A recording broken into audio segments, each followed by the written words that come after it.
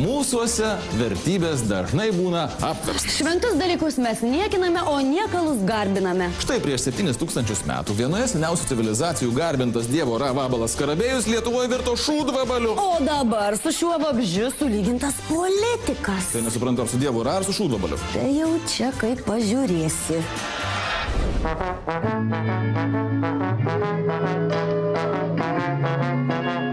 Štai čia matote vabalą, Skarabėjų. Senovės egiptiečiams vabalas buvo šventas, siejamas su saulės dievu Ra. Tuo tarpu lietuviai šį vabzdį sieja su mėšlu ir vadina liaudiškai mėšlavabaliu arba paprasčiau šūdvabaliu. O štai čia kitas šūdvabalis. Teisingiau sakant, žmogus išvadintas šūdvabaliu. Druskininkų konservatorių lyderis ir būsimas kandidatas į vietos mero postą Vilius Semeška. Šį garbų partinį lyderį šūdvabaliu išvadino oponentai. Socialdemokratas, Druskininkų savivaldybės tarybos narys, ausų nosies gerklės gydytojas Algimantas Toncelis. Ir ne kokiam savivaldos posėdį, ne miesto knaipiai ar gydytojo kabinete, laikraštyje, dideliausiom raidėm, ant visų druskininkų, ant visos Lietuvos. Perskaičiau straipsnį, kuriam gydytojas, Druskininkų savivaldybės tarybos narys ir komiteto pirmininkas leido savo, kaip sovietiniais laikais, savo kritikus išvadinti psichiniais ligoniais, šūdvabaliais, rusofobais. Štai kaip konservatorių Semeška laikraštyje Mano druskininkai tarkuoja socialdemokratas Toncelis. Cituojame. Mes juk didvyrių tauta.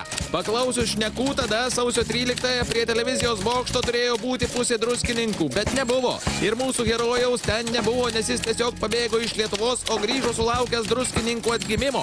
Ir kaip tas vabalas Skarabėjus, lietuviškai šūdvabalis, postringauja, remdamasis mandink marksistų iškreitų dialektinių neigimo dėsnių. Po tokio socialdemokrato akibrokšto konservatorius Vilius Semeška neteko žado.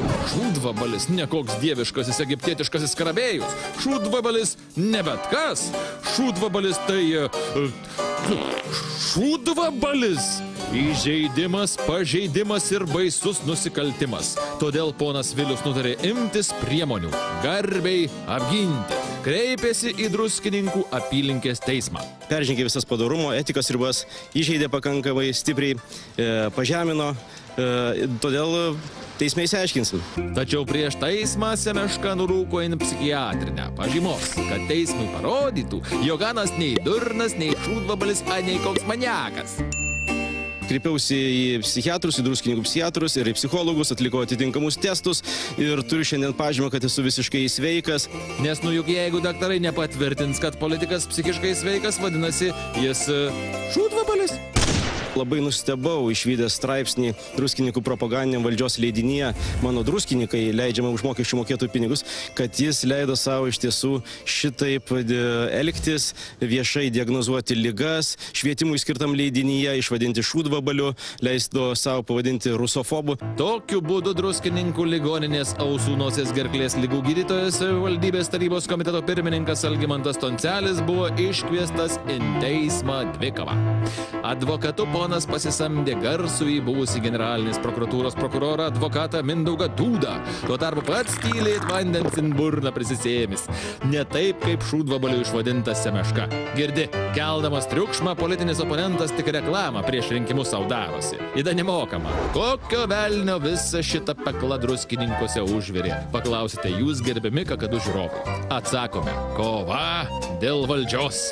Kuris padorus žmogus politikierius norėtų balotiruotis in mero kėdę, pravardžiuojama šūdvabaliu. Rinkiminių kovų pradžios pabaiga.